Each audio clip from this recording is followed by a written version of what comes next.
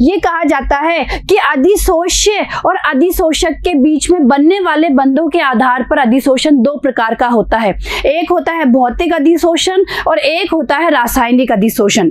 आज हम इन दोनों के बारे में पढ़ेंगे कि भौतिक अधिशोषण क्या होता है, रासायनिक अधिशोषण क्या होता है और इन दोनों के क्या अभिलक्षण होते हैं। साथ ही साथ हम इन दोनों के बीच में तुलना भी करेंगे। तो देखिए बच्चों, ध्यान दीजिएगा, हम पढ़ेंगे अधिशोषण के प्रकार। देखिए बच्चों, अधिशोष्य तथा अधिशोषक के मध्य आकर्षण बलों के आधार पर अधिशोषण दो प्रकार का होता है। मैंने अभी आपको बताया कि जो अधिशोष्य और अधिशोषक है, इनके बीच में बनने वाले बंधों के आधार पर दो प्रकार का अधिशोषण होता है। पहला होता है भौतिक अधिशोषण और दूसरा होता है रासायनिक अधिशोषण। क्लियर है? ये मैं आपको अभी बता चुकी हूँ कि दो प्रकार का अधिशोषण होता है, एक होता है भौतिक और दूसरा होता है रासायनिक अधिशोषण। देखिए बच्चों, अधिशोष्य क्या होते हैं और अधिशोषक क्या होते हैं मैं आपको बता चुकी हूँ। एक बार वापस समझ लीजिए। मैंने आपको ये बताया था कि वह पदार्थ जिसकी सतह पर कोई दूसरा पदार्थ आके एकत्रित हो जाता है, उस पदार्थ को कहते हैं हम लोग अधिशोषक। यानी ये क्या है? अधिशोषक है। वापस ध्यान दीजिएगा, वह पदार्थ जिसकी सतह पर आकर कोई दूसरा पदार्थ इकट्ठा हो जाता है, या ये भी कह सकते हैं कि वह पदार्थ जिसकी सतह पर अधिशोषण होता है, उस पदार्थ को हम कहते हैं अधिशोषक। क्या बोलते हैं? अधिशोषक। और जो पदार्थ सतह पर आकर इकट्ठा हुआ है, उसे हम कहते हैं अधिशोष्य। क्या कहते हैं? अधिशोष्य। तो ये बात मैं आपको पिछले वीडियो में बता चुकी हूँ। देखिए बच्चों, अधिशोष्य क्या होता है? वह पदार्थ जिसकी सतह पर अधिशोषण होता है, अधिशोषक कहलाता है। और जो पदार्थ सतह पर आकर इकट्ठे होते हैं, उसे अधिशोष्य कहा जाता है। क्लियर है यहाँ तक का? अब देखिए आगे हम इन दोनों के बारे में बारी बारी से अध्ययन करेंगे। सबसे पहले हम पढ़ेंगे भौतिक अधिशोषण के बारे में। देखिए बच्चों, भौतिक अधिशोषण सबसे पहले हम पढ़ लेते हैं भौतिक अधिशोषण के बारे में। देखिए, जब अधिशोष्य के कण अधिशोषक की सतह पर भौतिक बलों जैसे वंडरवॉल बल द्वारा बंधे होते हैं, तो इसे भौतिक अधिशोषण कहते हैं। देखिए बच्चों, कहने का मतलब ये है कि जब अधिशोष्य और अधिशोषक के मध्य वंडरवॉल बंध का निर्माण होता है, तब कौन सा अधिशोषण होता है? भौतिक अधिशोषण होता है। आगे देखिए, वंडरवॉल बल दुर्बल बल होते हैं, अतः इन्हें सरलता से ताप बढ़ाकर अथवा दाब घटाकर हटाया जा सकता है। तो देखिए बच्चों, जो वंडरवॉल बल होते हैं वो प्रकृति कैसी होती है उनकी? दुर्बल, यानी दुर्बल प्रवृत्ति के होते हैं। अतः इन्हें सरलता से ताप बढ़ाकर अथवा दाब घटाकर हटाया जा सकता है। वापस देखिए बच्चों, जो वंडरवॉल बल होते हैं ना, वो दुर्बल होते हैं, दुर्बल प्रवृत्ति के होते हैं। तो क्या हो सकता है? ताप बढ़ाने पर या दाब कम करने पर इनको हम हटा सकते हैं। ठीक है, आगे देखिए। अब देखिए रासायनिक अधिशोषण क्या होता है। देखिए बच्चों, जब अधिशोष्य के अणु अधिशोषक के पृष्ठ पर रासायनिक बंध द्वारा बंधे रहते हैं, तो इसे रासायनिक अधिशोषण कहते हैं। देखिए क्या होता है, रासायनिक अधिशोषण में अधिशोष्य और अधिशोषक के मध्य रासायनिक बंध का निर्माण होता है। अभी जो रासायनिक बंध है, देखिए ये बंध आयनिक या सह संयोजक प्रकृति के हो सकते हैं। तो देखिए बच्चों, जो ये रासायनिक बंध बनते हैं, इनकी प्रकृति आयनिक भी हो सकती है या सह संयोजक भी हो सकती है। आगे देखिए, रासायनिक अधिशोषण के लिए उच्च सक्रियण ऊर्जा की आवश्यकता होती है। क्लियर है? आगे देखो, यह अनुत्क्रमणीय होता है। ताप बढ़ाने पर रासायनिक अधिशोषण में वृद्धि होती है और इसे रसोवशोषण, देखिए बच्चों ध्यान रखना इस नाम को, भाई रासायनिक अधिशोषण को रसोवशोषण या लैंगम्यूर अधिशोषण भी कहते हैं। देखिए बच्चों, ये रासायनिक अधिशोषण के ही नाम है। रासायनिक अधिशोषण को रसोवशोषण या लैंगम्यूर अधिशोषण भी कहा जाता है। ठीक है, अब आगे देखिए। अब हम बात करेंगे भौतिक अधिशोषण के अभिलक्षण के बारे में। देखिए बच्चों, जो भौतिक अधिशोषण है उसके क्या अभिलक्षण होते हैं, देखिए एक एक अभिलक्षण को हम पढ़ के चलेंगे। पहला क्या है? विशिष्टता की कमी।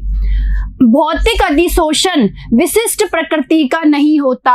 देखिए कोई विशिष्ट प्रकृति नहीं होती है भौतिक अधिशोषण की, अर्थात कोई भी गैस किसी भी अधिशोषक की सतह पर अधिशोषित हो सकती है। क्यों भाई, क्यों हो सकती है? क्योंकि वॉन्डरवॉल बल क्या होते हैं? व्यापक होते हैं, यानी भौतिक अधिशोषण विशिष्ट नहीं होता है। ठीक है, तो ये पहला अभिलक्षण हो गया। दूसरा देखिए, दूसरा है अधिशोष्य की प्रकृति। देखिए बच्चों, सरलता से द्रवित होने वाली गैसें जैसे SO2, NH3, HCl, CO2 आदि अधिशोषकों की सतह पर शीघ्रता से अधिशोषित हो जाती है, जबकि हल्की गैसें जो आसानी से द्रवित नहीं होती जैसे H2, N2O2 का अधिशोषण मुश्किल से होता है, क्योंकि वॉन्डरवॉल बल क्रांतिक तापों के निकट अधिक प्रबल होते हैं। देखिए बच्चों क्यों होता है? क्योंकि जो वॉन्डरवॉल बल होते हैं वो क्रांतिक तापों के निकट अधिक प्रबल होते हैं। जिन गैसों के क्रांतिक ताप उच्च होते हैं सरलता से द्रवित हो जाती है। तो देखिए बच्चों, जिन गैसों के क्रांतिक ताप उच्च होंगे वो सरलता से क्या हो जाएगी? द्रवित हो जाएगी, और क्रांतिक ताप उच्च होगा तो अधिशोषण भी ज्यादा होगा। ठीक है, आगे देखिए तीसरा क्या है? तीसरा अभिलक्षण है अधिशोषक का पृष्ठीय क्षेत्रफल। देखिए बच्चों, अधिशोषक का पृष्ठ सतह का क्षेत्रफल बढ़ने पर अधिशोषण की मात्रा बढ़ती है। अतः महीन चूर्णित धातुएं एवं सरंध्र पदार्थ जिनका पृष्ठीय क्षेत्रफल अधिक होता है अच्छे अधिशोषक होते हैं। क्लियर है भाई? क्या होना चाहिए भाई? जो हमारे अधिशोषक है उसके पृष्ठ का क्षेत्रफल अधिक होना चाहिए, और ये कब होगा? जब वो महीन चूर्ण अवस्था में या पाउडर फॉर्म में होगा। ठीक है, आगे देखिए चौथा। देखिए बच्चों क्या है?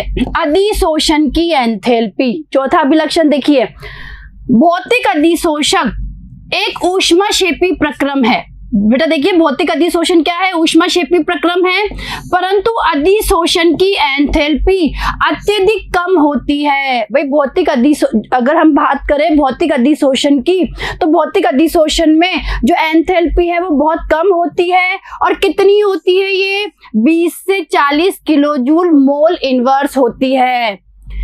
ऐसा इसलिए होता है क्योंकि गैसीय अणु एवं ठोस सतह के मध्य आकर्षण केवल दुर्बल वॉन्डरवॉल बलों के कारण होता है। तो देखिए बच्चों, ऐसा क्यों होता है? क्योंकि ठोस सतह के और जो गैसीय अणुओं के मध्य आकर्षण बल होता है वो केवल दुर्बल वॉन्डरवॉल बलों के कारण ही होता है। तो इसके लिए हमें क्या चाहिए? जो अधिशोषण की एंथैल्पी है वो अत्यधिक क्या होती है? कम होती है। अगला देखिए, उत्क्रमणीय प्रकृति। भौतिक अधिशोषण सामान्यतया उत्क्रमणीय होता है। जैसे गैस का ठोस पर अधिशोषण सामान्यतया उत्क्रमणीय होता है। देखिए बच्चों क्या है? ठोस प्लस गैस। ठीक है, अब देखिए ठोस प्लस गैस का मतलब है ठोस की सतह पर मान लीजिए कोई गैस आके इकट्ठी हो रही है, यानी ठोस तो कोई अधिशोषक है और गैस क्या है? अधिशोष्य है। ठीक है, तो उस परिस्थिति में देखिए बच्चों हम इसे इस तरीके से दिखाएंगे और ऊर्जा बाहर निकलेगी।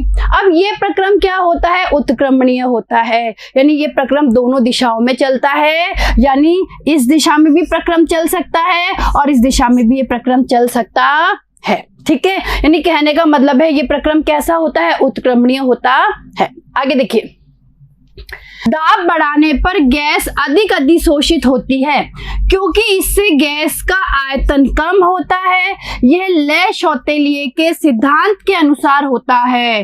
दाब घटाकर गैस को निकाला जा सकता है। तो देखिए बच्चों क्या कहा इसने कि हम दाब को घटाकर गैस को क्या कर सकते हैं? निकाल सकते हैं। अधिशोषण प्रक्रम ऊष्माक्षेपी होने के कारण भौतिक अधिशोषण निम्न ताप पर सहजता से होता है और ताप बढ़ने पर घटता है। तो देखिए बच्चों, जो भौतिक अधिशोषण होता है वो निम्न ताप पर सहजता से होता है और ताप बढ़ने पर क्या हो जाता है? घट जाता है। देखिए बच्चों, ये भौतिक अधिशोषण के अभिलक्षण आपको बहुत अच्छे से समझ में आ गए होंगे। अब हम पढ़ेंगे कि रासायनिक अधिशोषण के क्या अभिलक्षण होते हैं। देखिए बच्चों, ध्यान दीजिएगा, रासायनिक अधिशोषण के अभिलक्षण। पहला देखिए, पहला है उच्च विशिष्टता। देखिए बच्चों, रासायनिक अधिशोषण जिसे रसोवशोषण भी कहते हैं, अति विशिष्ट होता है। यह तभी संभव होता है जब अधिशोषक एवं अधिशोष्य के मध्य रासायनिक बंध बनने की क्या हो, संभावना हो। तो देखिए बच्चों, जो रासायनिक अधिशोषण होता है वो बहुत ही विशिष्ट प्रकृति का होता है। कहने का मतलब है यह तभी संभव है जबकि अधिशोष्य और अधिशोषक के मध्य क्या बने, रासायनिक बंध बने। क्लियर है? अगला देखिए, अनुत्क्रमणीय। भाई रसोवशोषण अनुत्क्रमणीय होता है। यह भी एक ऊष्माक्षेपी प्रक्रम है, परंतु उच्च सक्रियण ऊर्जा के कारण निम्न तापों पर यह बहुत ही क्या होता है, धीमा होता है। क्लियर है? अगला देखिए, तीसरा अभिलक्षण क्या है, पृष्ठीय क्षेत्रफल। भौतिक अधिशोषण के समान रसोवशोषण भी अधिशोषक का पृष्ठीय क्षेत्रफल बढ़ने पर क्या होता है, बढ़ता है। ठीक है? अगला देखिए, नेक्स्ट चौथा है अधिशोषण की एंथैल्पी। देखिए बच्चों, रसोवशोषण की एंथैल्पी उच्च होती है। कितनी होती है इसकी एंथैल्पी? 80 से लेके 240 किलो जूल मोल इनवर्स होती है, क्योंकि इसमें रासायनिक बंध का क्या होता है, निर्माण होता है। तो देखिए बच्चों, जो रासायनिक अधिशोषण है उसके लिए जो एंथैल्पी है वो क्या होती है, उच्च होती है। जबकि हमने भौतिक अधिशोषण में क्या पढ़ा था कि भौतिक अधिशोषण के लिए एंथैल्पी क्या होती है, कम होती है। तो अब हम रासायनिक अधिशोषण और भौतिक अधिशोषण में क्या अंतर है, यानी इनकी एक हम तुलना पढ़ लेते हैं। तो देखिए बच्चों, भौतिक अधिशोषण एवं रासायनिक अधिशोषण की तुलना। और देखिए बच्चों, यहाँ से प्रश्न बनते हैं एग्जाम में, कभी कभी ये पूछ लिया जाता है कि भौतिक अधिशोषण और रासायनिक अधिशोषण में अंतर बताइए। तो देखिए बच्चों, ध्यान दीजिएगा, हम लोग एक तरफ ले लेते हैं भौतिक अधिशोषण को और एक तरफ ले लेते हैं रासायनिक अधिशोषण जिसे रसोवशोषण भी कहते हैं। तो देखिए, हम एक एक पॉइंट लेकर इनकी तुलना करेंगे। देखिए बच्चों, पहला क्या है, यह वॉन डर वाल्स बलों के कारण उत्पन्न होता है और यह रासायनिक बंध बनने के कारण होता है। ठीक है, ये हम सब पढ़ के आए हुए हैं। दूसरा देखिए, यह प्रकृति में विशिष्ट नहीं होता है, यह प्रकृति में अति विशिष्ट होता है। ठीक है, तीसरा पॉइंट देखिए, यह प्रकृति में उत्क्रमणीय है और यह कैसा है, अनुत्क्रमणीय। क्लियर है? चौथा देखिए, यह गैस की प्रकृति पर निर्भर करता है। अधिक आसानी से द्रवणीय गैसें सहजता से अधिशोषित होती है, जबकि इसमें क्या है भाई, रासायनिक अधिशोषण, यह भी गैस की प्रकृति पर निर्भर करता है। वे गैसें जो अधिशोषक से क्रिया करती है रसोवशोषण दर्शाती है। तो देखिए बच्चों, जो अभिक्रिया कर लेती है, मतलब कहने का मतलब है कि जहां पर अधिशोषक के साथ गैसें क्रिया कर लेती है वहीं पर रासायनिक अधिशोषण होता है। आगे देखिए, इसमें अधिशोषण की एंथैल्पी कम होती है। कितनी होती है? 20 से लेके 40 किलो जूल मोल इनवर्स होती है और इसमें अधिशोषण की एंथैल्पी 80 से 240 किलो जूल मोल इनवर्स यानी उच्च होती है। कहने का मतलब है इसमें तो अधिशोषण की एंथैल्पी कम होती है और रासायनिक अधिशोषण में अधिशोषण की एंथैल्पी उच्च होती है। अगला देखिए, अधिशोषण के लिए, कौन से अधिशोषण के लिए हम पढ़ रहे हैं, भौतिक अधिशोषण। इधर भौतिक अधिशोषण है। अधिशोषण के लिए निम्न ताप सहायक होता है, यह ताप बढ़ने पर घटता है। जबकि रासायनिक अधिशोषण के लिए देखिए, इस अधिशोषण के लिए उच्च ताप सहायक होता है और यह ताप बढ़ने पर बढ़ता है। कहने का मतलब है इसके लिए निम्न ताप आवश्यक है और इसके लिए उच्च ताप, यह ताप बढ़ाने पर बढ़ता है। आगे देखिए, इसमें कम सक्रियण ऊर्जा की आवश्यकता होती है, इसमें तुलनात्मक रूप से उच्च सक्रियण ऊर्जा की आवश्यकता होती है। अगला देखिए, उच्च दाब पर अधिशोषक के पृष्ठ पर यह बहुअणुक परतों के रूप में होता है, जबकि यह जो रासायनिक अधिशोषण है यह एकल अणुक परत के रूप में होता है। तो देखिए बच्चों क्या है कि अगर उच्च दाब की बात करें तो उच्च दाब पर जो भौतिक अधिशोषण होता है वो अधिशोषक के पृष्ठ पर बहुअणुक परतों के रूप में बनता है, यानी अणुओं की जो परत है वो बहुअणुक हो सकती है। जबकि हम यहाँ पे बात करें रासायनिक अधिशोषण की तो रासायनिक अधिशोषण में एकल अणुक परत का निर्माण होता है। क्लियर है? तो आप लोगों को इन दोनों में अंतर समझ में आया? तो देखिए बच्चों, आज हम लोगों ने अधिशोषण के प्रकार के बारे में पढ़ा, जिसमें हम लोगों ने भौतिक अधिशोषण, रासायनिक अधिशोषण, इन दोनों के बारे में पढ़ा, इनके अभिलक्षण और साथ ही साथ इनकी हमने तुलना भी पढ़ी। ठीक है, अब देखिए बच्चों, इसके आगे के जो टॉपिक्स है उनके बारे में हम हमारे नेक्स्ट वीडियो में चर्चा करेंगे। ठीक है बच्चों, धन्यवाद।